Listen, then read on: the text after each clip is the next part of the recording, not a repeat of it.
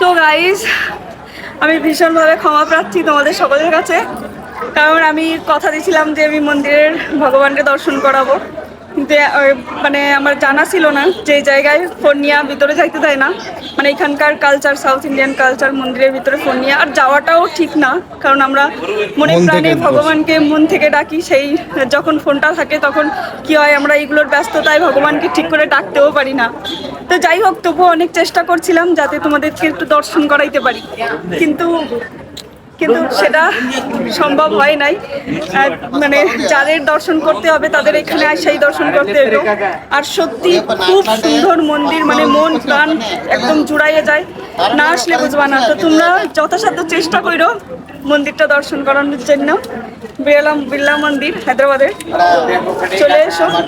আর বলে না ভগবান আছে, আমরা গিয়ে মন্দির এত